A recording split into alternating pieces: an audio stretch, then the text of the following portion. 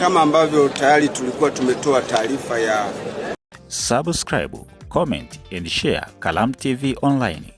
Kama ambavyo tayari tulikuwa tumetoa taarifa ya tukio la ajali iliyohusisha kuwagonga watu wawili na kusababisha majeraha. Utakumbuka nilieleza kwamba mmojawapo kati ya watu waliokuwa wameumia kwenye ile ajali ni askari wa jeshi la polisi ambaye alipata shida hiyo akiwa anatekeleza majukumu yake. Lakini sambamba na hilo, kuna mwananchi mwingine ambaye naye alijeruhiwa. Sasa baada ya kuendelea kupata matibabu, ilipofika siku ya Ijumaa saa 8 mchana, yule askari polisi ambaye alikuwa wakati huo amelazwa hospitali ya Bugando alipoteza maisha wakati anaendelea kuhudumiwa na jopo la madaktari pale Bugando.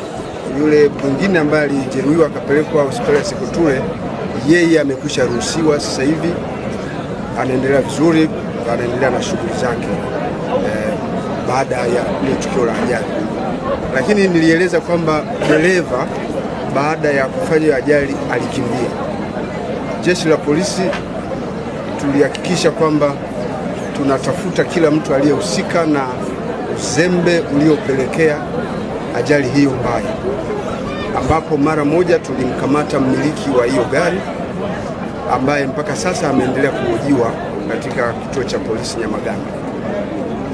Nilieleza ameendelea kuhojiwa kwa sababu yeye ni mmiliki wa gari na ile gari alikuwa ameikabidhi kwa mtu ambaye hakuwa ametunza kumbukumbu zake kama inavyotakiwa kwa mujibu wa sheria, kanuni na taratibu za usalama barabarani. Lakini tuliendelea na jitihada za kumsaka hasa yule dereva aliyehusika na tukio hilo la ajali, ambapo jeshi la polisi lilifanikiwa kumkamata. Ilikuwa ni siku ya juzi. Dereva huyo amefahamika tayari baada ya kuwa amekamatwa. Anaitwa Alphonse Frederick Kaishozi. Huyo amekamatwa kule mkoa wa Kagera katika kijiji cha Bubare, wilaya ya Bukoba vijijini, mkoani Kagera. Na sasa hivi tunapoongea ameshaletwa katika mkoa wa Mwanza na anahojiwa na amekiri kuhusika katika ile ajali. Kwa hiyo taratibu kwa mujibu wa sheria za kumfikisha mahakamani zinaendelea kufanyika. Kwa hiyo atafikishwa mahakamani mara moja tutakapokuwa tumekamilisha uchunguzi wetu na taratibu zetu kwa mujibu wa sheria.